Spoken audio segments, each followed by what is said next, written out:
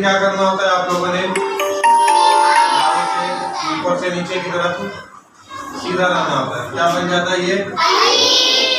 इसके बाद देखें यहाँ से राउंड लेकर आएंगे और फिर यहाँ पे रुक के सीधा ऊपर लेके जाना है। आपने क्या करना है, यहाँ से राउंड लेकर आना है और फिर सीधा ऊपर की तरफ। दोनों सिरे किस तरफ होंगे, ऊपर की तरफ।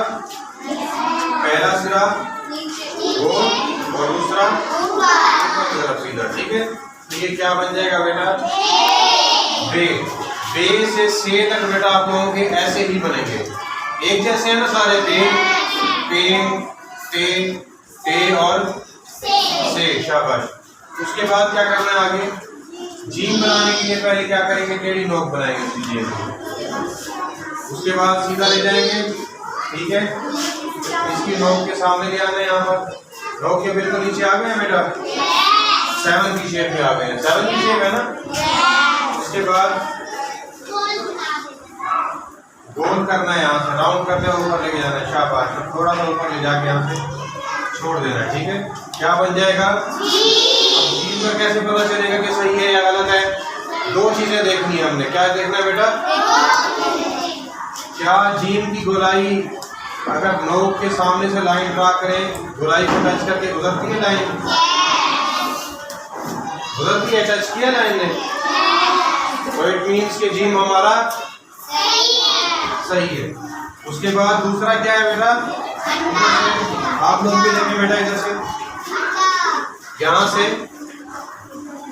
इस पर खम लगाएं तो यहाँ पर किस शेप में आना चाहिए इसको, अंडे की शेप में। किस शेप में आएगा, अंडे की शेप है। किस किस बच्चे ने नाश्ते में अंडा खाया आज, और कौन से बच्चे ने टेस्ट में अंडा खाया आज, आपने। बुरी बात है बेटा। ठीक है, मेहनत करनी है और आइंदा अच्छे मार्क्स लेने हैं, तो उसके लिए राइटिंग का बेटा बहुत अमल दखल है। यहाँ से एग की शेप बन गई है इसकी। अब आगे बनाएंगे दाल। क्या बनाएंगे बेटा, दाल को बिल्कुल राउंड लाना होता है। देखिए लाइन तक, ये देखिए यहाँ से ऐसे आगे लाइन तक। अब यहाँ से रे की शेप में लेकर जाना होता है दाल को बेटा।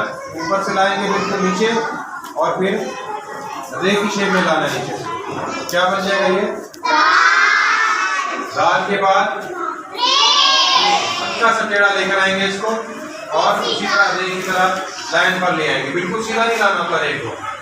ठीक है, इसको हल्का सा सलाट में और फिर नीचे से बिल्कुल स्ट्रेट लाइन पर। अंडरस्टैंड, याद रहेंगे आप लोगों को ये। ओके बेटा, अरेंज कर दिया सब बच्चों ने।